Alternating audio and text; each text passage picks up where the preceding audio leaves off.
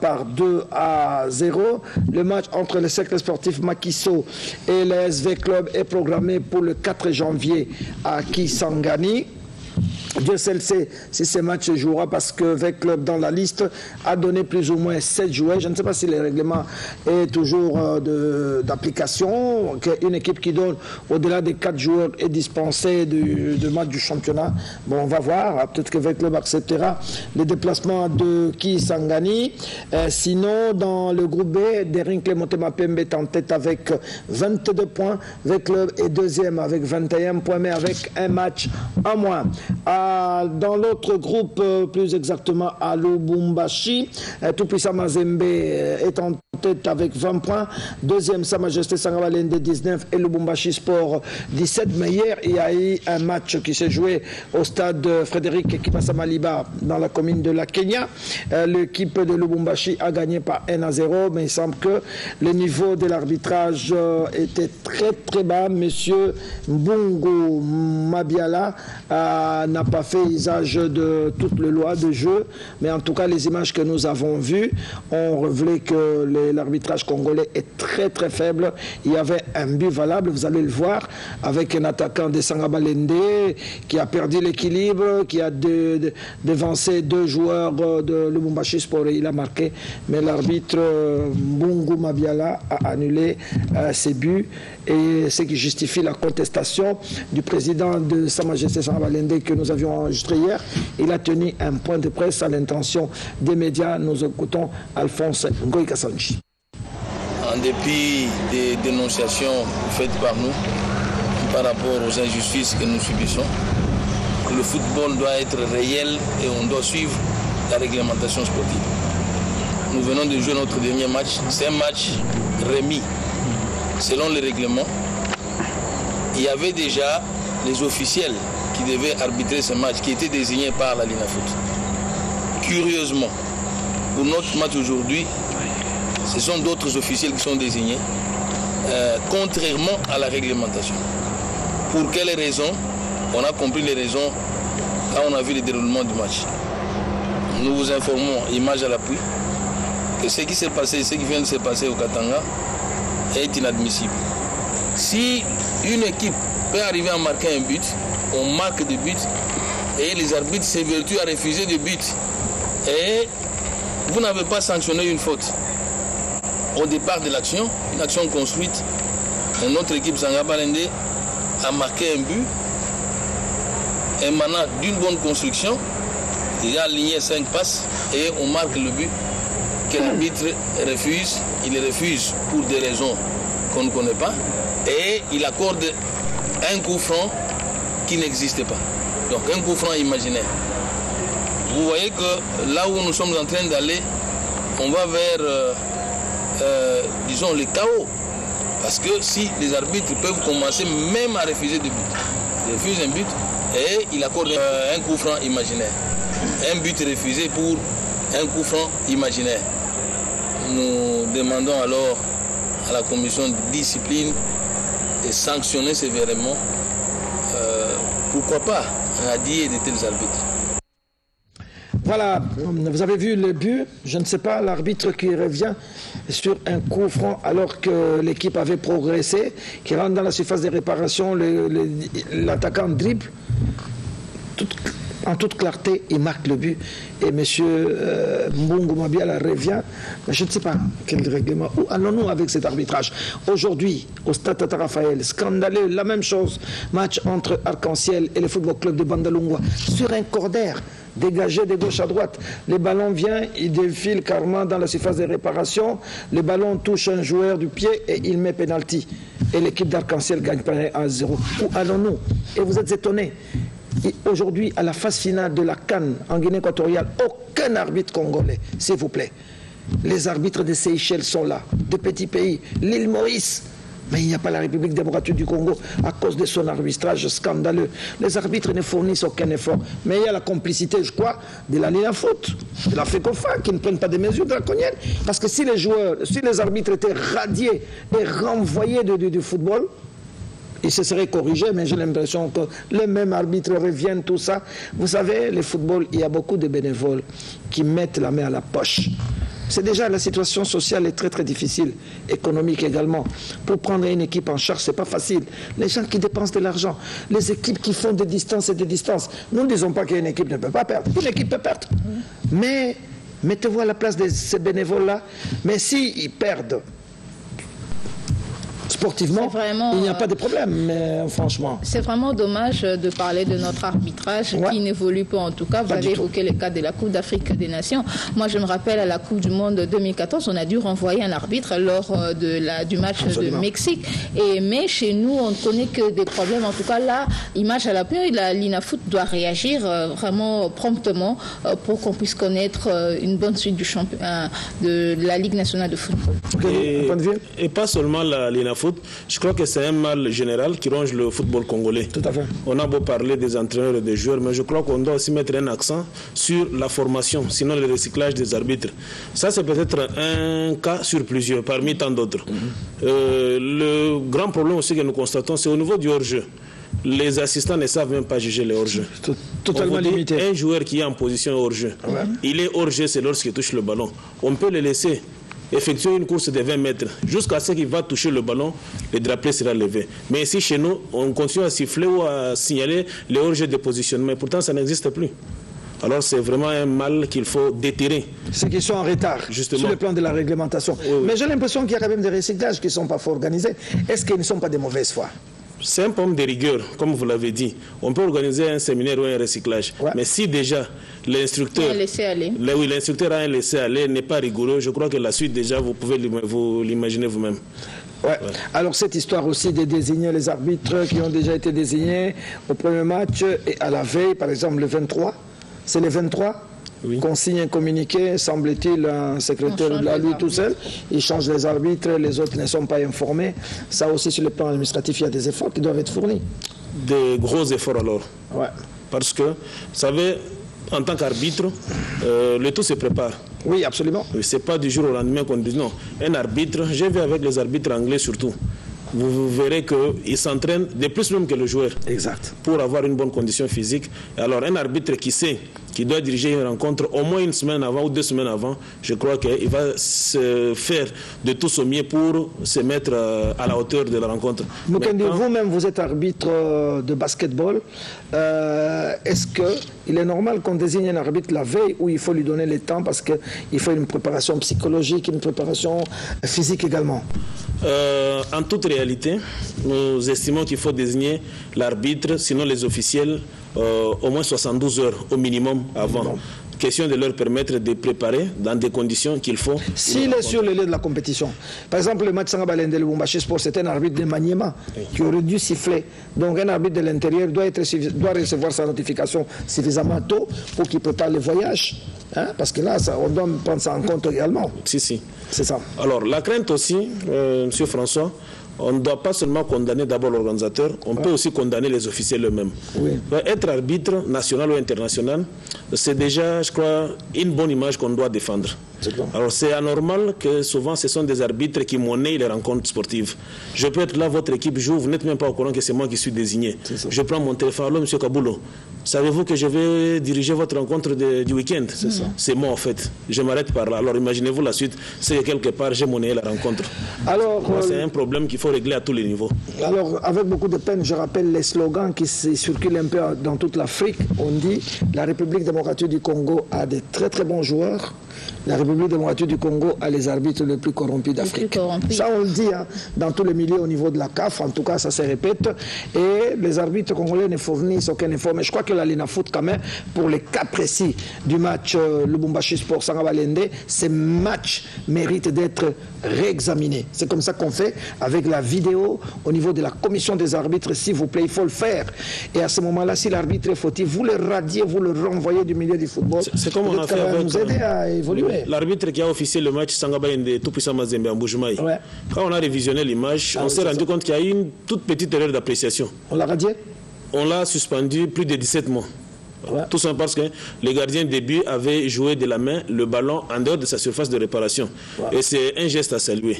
On peut revenir. Alors pour tous les cas au niveau de la INAFOOT, bref, du football congolais, quand il y a contestation et que les matchs sont allés à leur terme. Je crois qu'au niveau de la commission d'arbitrage, commission de discipline de compétition, il y a aussi lieu de revoir peut-être, faudra-t-il qu'il y ait des vidéos, mais sinon ça vaut la peine d'être examiné comme vous l'avez dit, question de sanctionner si se doit un ou plusieurs officiels qui se seraient mal comportés. Voilà, donc au moins nos amis téléspectateurs ont compris pourquoi au niveau de la phase finale en Guinée équatoriale, il n'y a aucun arbitre congolais, même pas au niveau des arbitres assistants.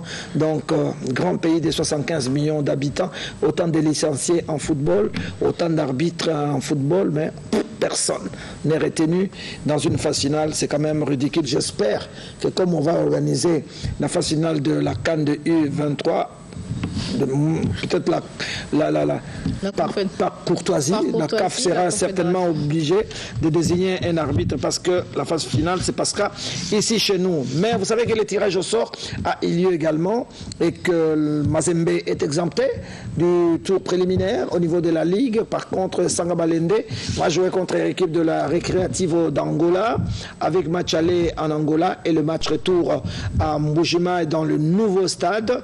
Mais nous écoutons également la réaction du président de Sa Majesté, Sangabalende. Le club avec lequel nous allons jouer notre premier match en Champions League, Recreativo d'Angola, c'est un club connu, engagé dans la Ligue des Champions depuis des années. Et nous avons aussi une petite histoire, Sangabalende. Donc notre premier engagement à la Ligue des clubs champions nous étions allés avec succès.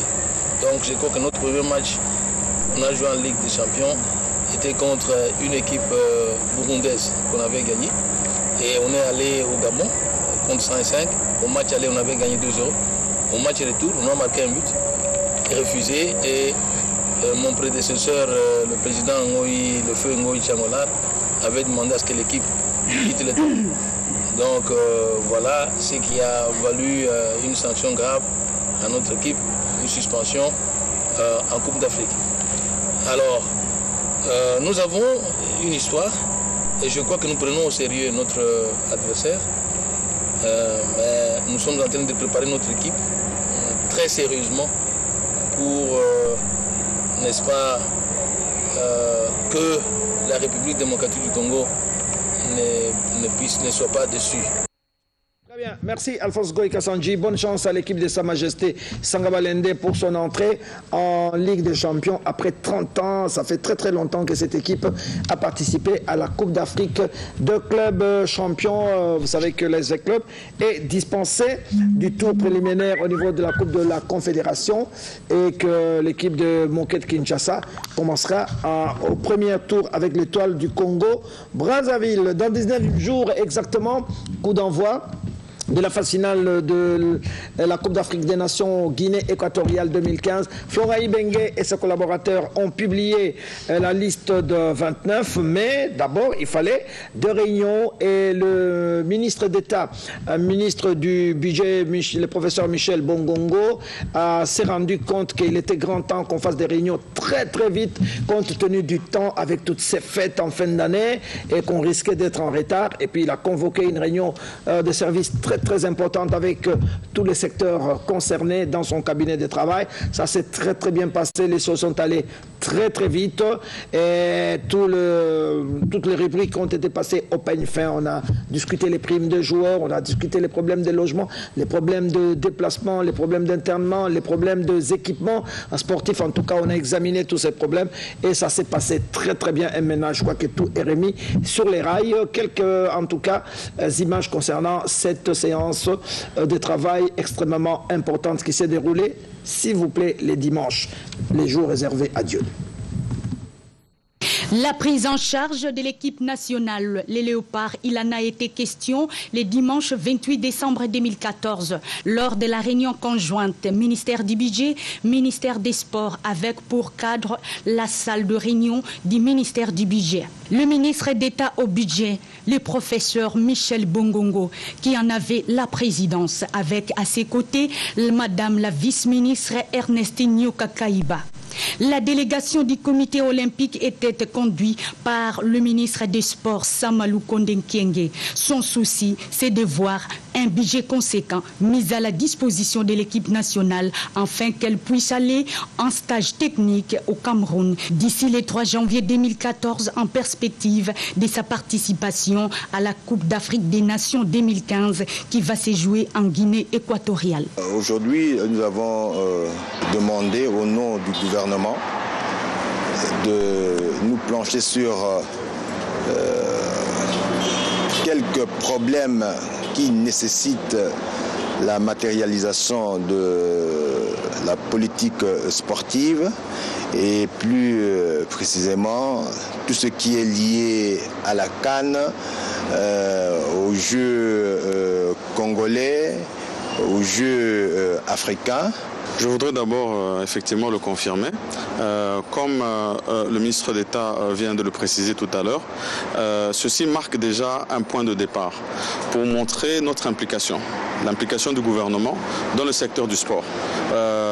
Parce que comme vous savez, nous avons des échéances qui sont en train de venir, notamment la CAN, qui va commencer le 17 janvier en Guinée.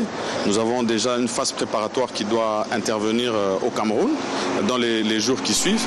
Et donc, il était important que du point de vue du gouvernement, nous puissions assurer les différentes fédérations, plus précisément la FECOFA dans le cas précis, et l'équipe nationale Léopard, que nous prenons en charge cette question qui passionne, parce que vous savez que le sport réunit tout le monde. C'est même pour moi un motif de cohésion nationale par excellence. Et donc, le gouvernement ici prend l'engagement d'accompagner les léopards. Et donc cette réunion de préparation par rapport aux états de besoin vient de se faire. Et dès demain, nous allons confirmer toutes les dispositions qui seront prises quant à ce. Oui, c'est vrai qu'il y avait beaucoup d'inquiétudes quand il y a eu changement de gouvernement. Les gens se posaient des questions. Mais le ministre d'État en charge de budget, il a pris les taureaux par les cornes. Et compte tenu de l'urgence, compte tenu de temps, très peu de temps qui nous reste, et puis il a décidé de réunir tous les secteurs, les sports, les fédérations concernées, pour que nous puissions discuter ensemble, rubrique par rubrique, de manière à ce qu'on ait un seul langage. Vous savez, les léopards, la veille, c'est toujours des problèmes, les primes des joueurs, l'hébergement, les transports, tout ça. Alors le ministre d'État, qui est accompagné de son collègue, ont décidé à ce que des réunions techniques se tiennent tout de suite avec tous les experts, tous les secteurs concernés, pour que nous puissions analyser rubrique par rubrique, et avec le stage qui va se passer à Yaoundé au centre technique de la CAF pour les léopards, et qui doivent quitter Kinshasa impérativement le 30 janvier. Faites les calculs vous-même, et il nous reste 2 ou 3 jours, il faut qu'ils partent, et ils ont mis une commission technique en place qui va travailler jour et nuit, et le ministre d'État même a dit s'il faut dormir au ministère des budgets, nous dormirons au ministère du budget, et nous allons le faire, et c'est une initiative très très louable à féliciter. Et je crois que ce qui est visé ici par le gouvernement, c'est qu'il faudrait permettre aux léopards de voyager après avoir vidé tous les problèmes sociaux, les problèmes des primes, et arriver là-bas et rester concentré uniquement sur le tournoi du football et non pas se poser des questions. Nous vous communiquerons le moment venu la prime.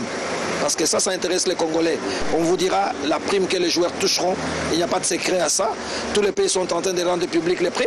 Nous aussi, nous les ferons pour mettre et les téléspectateurs à l'aise et tous les Congolais à l'aise et même les joueurs. C'est ça l'avantage de cette réunion technique.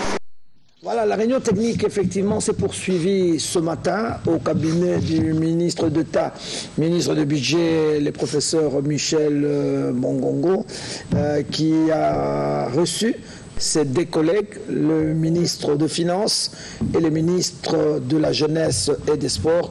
Et cette séance s'est très très bien déroulée. Comme je vous ai dit, les choses sont sur les rails et les léopards quitteront après-demain Kinshasa pour le stage de Mankomo en banlieue de Yaoundé. Alors, les calendriers, on rappelle justement, on peut voir notre calendrier de la CAN.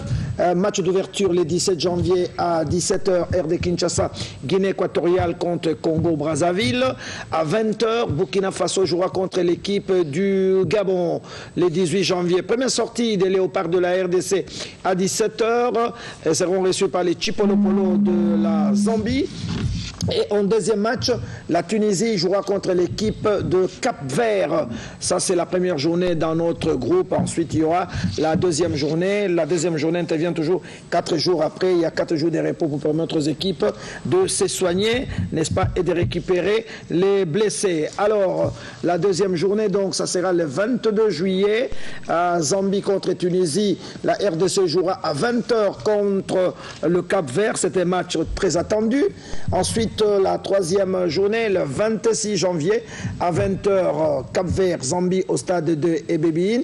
Et à 20h, la République démocratique du Congo jouera à Bata contre la Tunisie. Et ce soir-là, nous connaîtrons les sorts des Léopards. Vont-ils continuer, ne vont-ils pas continuer? Dieu sait le laisser, mais en tout cas, ce qui est connu maintenant, c'est la liste de 29. Je laisse Flora Ibenge dévoiler sa liste de 29 joueurs.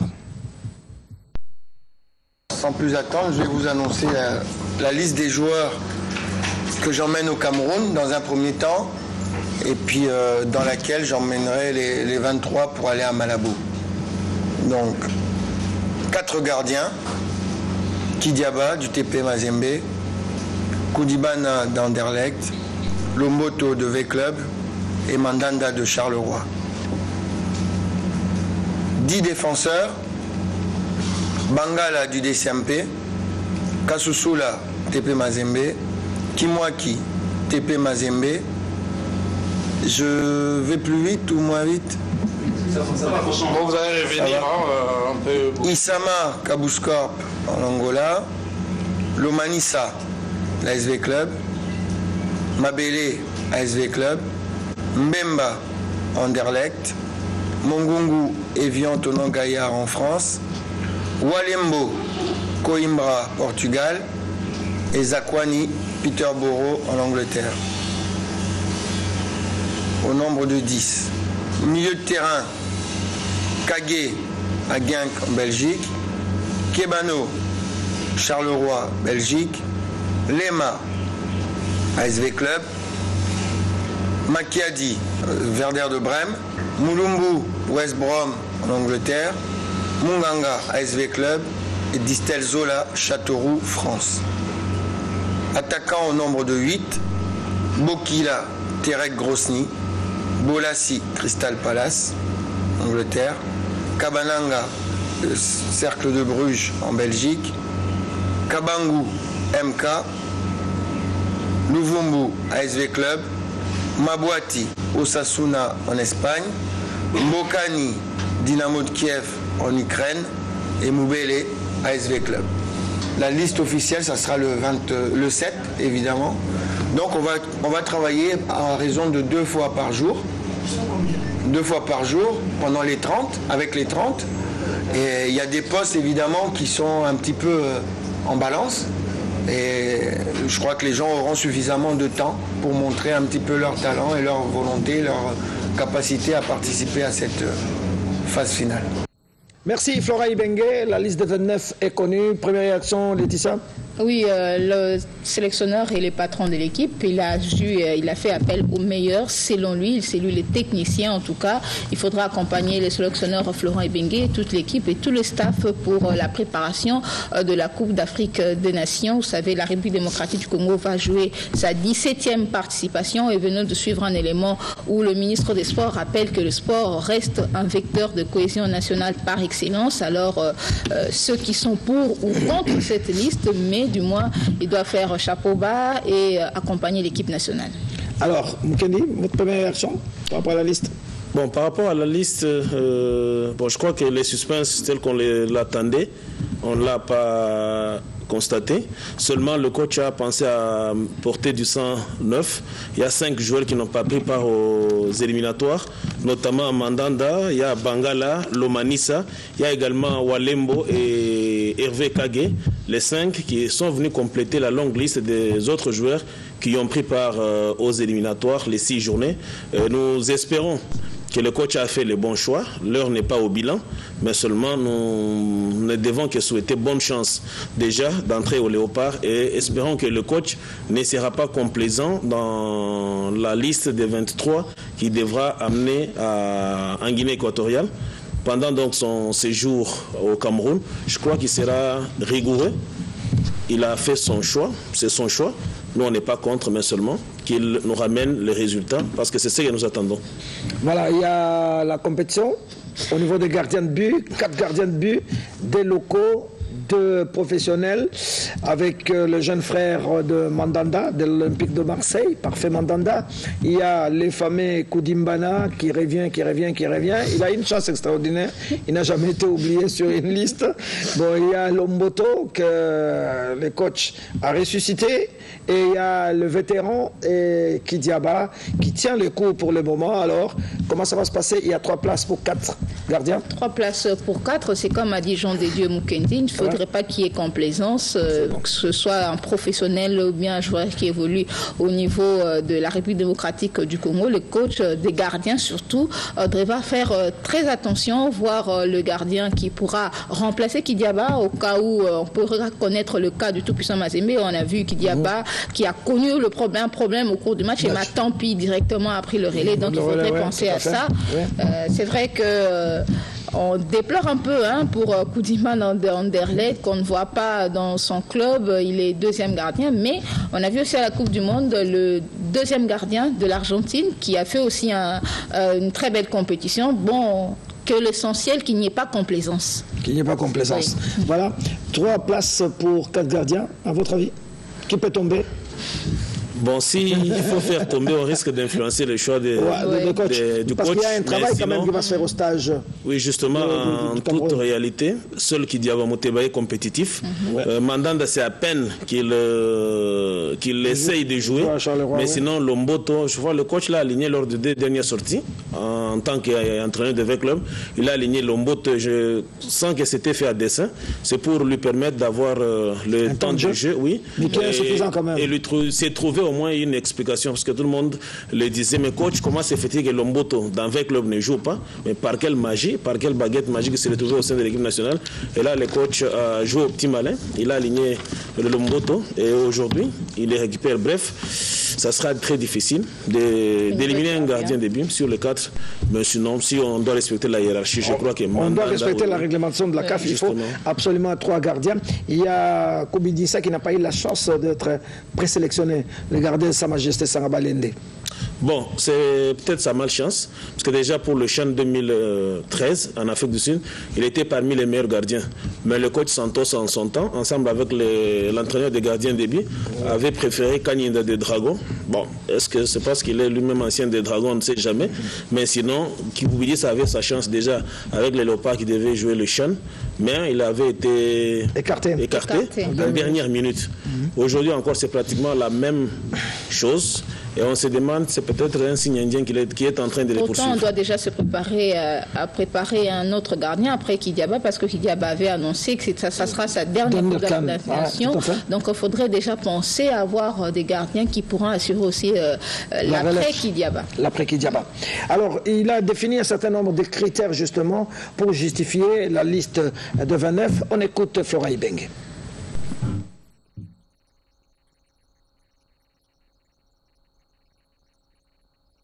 Le choix a été par rapport aux critères que j'ai pu faire, tout simplement. Je rappelle les critères que je me suis donnés, c'est-à-dire être compétitif, avoir du temps de jeu dans son club. Ensuite, le niveau du championnat dans lequel on joue, la compétition par rapport au poste, et ensuite, c'est l'état d'esprit dans le groupe. Ça fait 4 critères importants qui ont été retenus pour pouvoir bâtir cette sélection, sachant que la sélection est ouverte à tous et sachant que ceux qui ont démarré les compétitions avaient quand même un avantage par rapport à d'autres. Donc voilà un peu. Voilà les critères de Flora Ibenge, à votre avis. Les critères, vous sauriez c'est quoi? Les critères de Flora Ibenge, est-ce que justifie-t-il la présélection de 29 joueurs? Bon, je ne pense pas à 100%. C'est justifié peut-être à 12%. Ouais. Parce que s'il faut parler de la compétitivité, déjà le fait qu'il prend 3 gardiens de but qui ne sont pas aussi compétitifs, déjà il se brille lui-même. Il parle du niveau du championnat.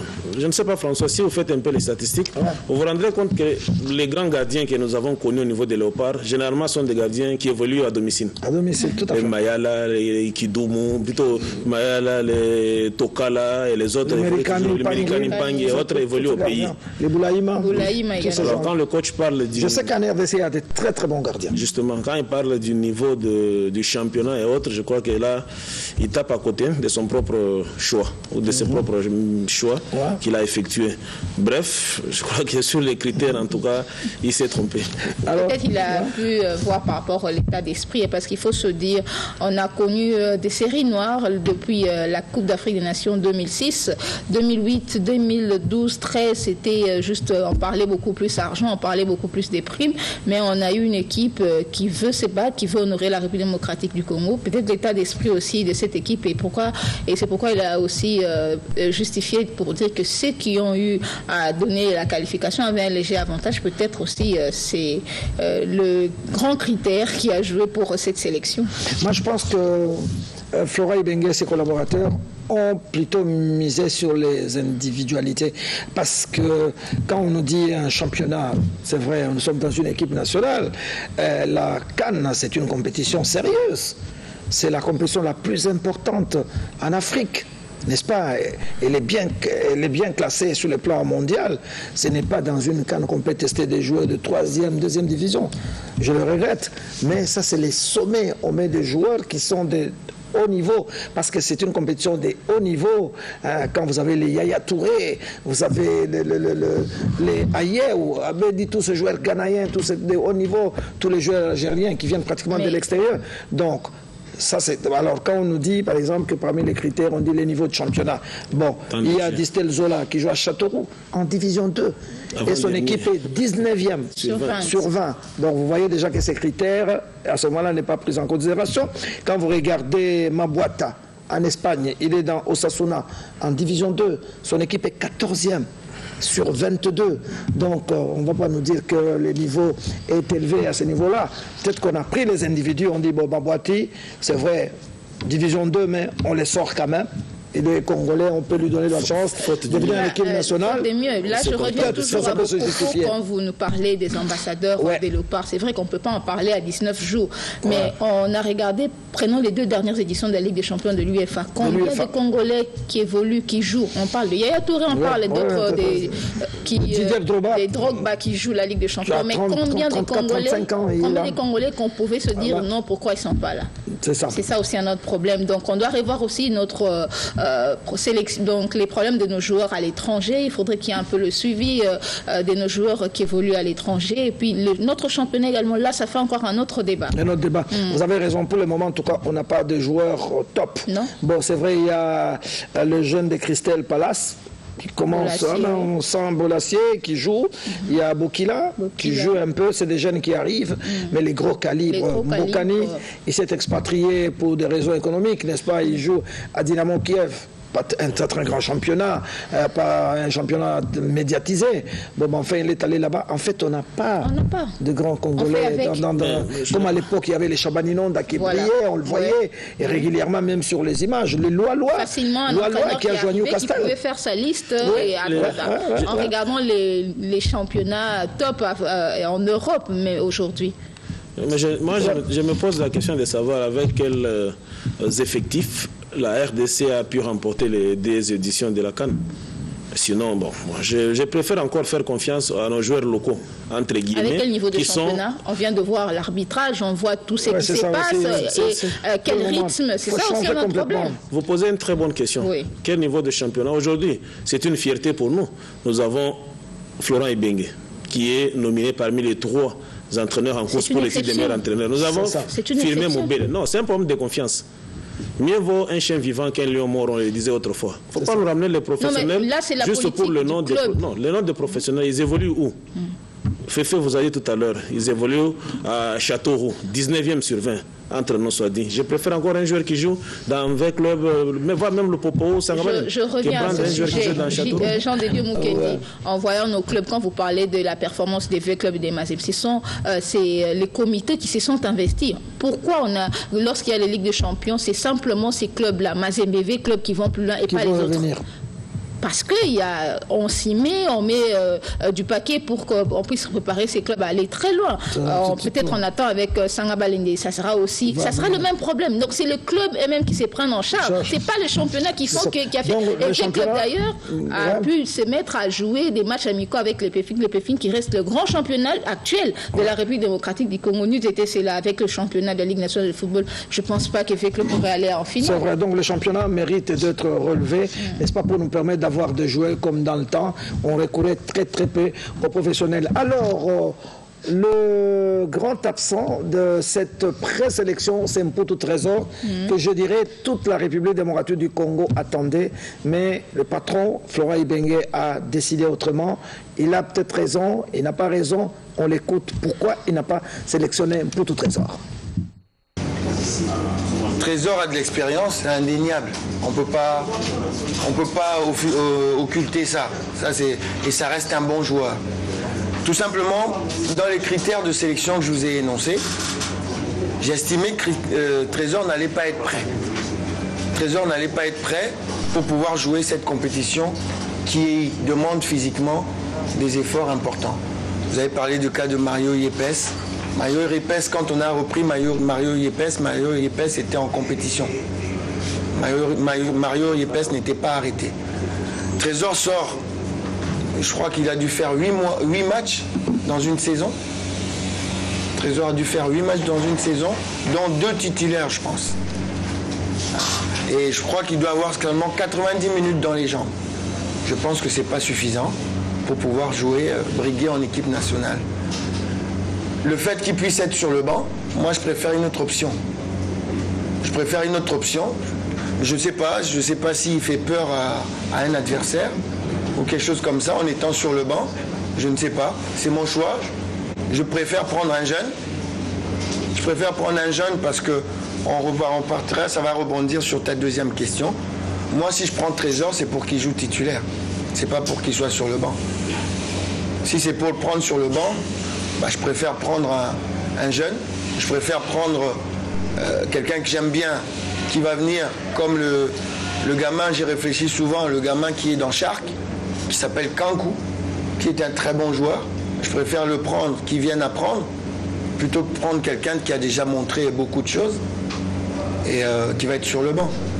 Je rappelle quand même que vous avez donné des exemples de Yepes, mais il y a énormément de contre-exemples. À commencer par lui-même, Trésor. Trésor a commencé à quel âge? Trésor a commencé quand? En 2006. Rouma a commencé quand? Avec quelle expérience il avait?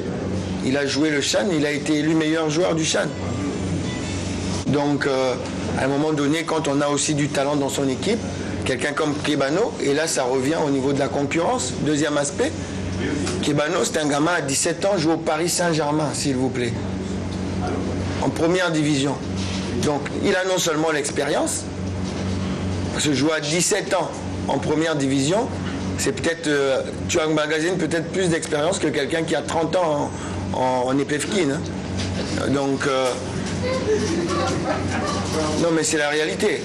Donc, non seulement il a l'expérience, mais il est jeune. Et à côté de lui, pour doubler le poste, il y a Kagé.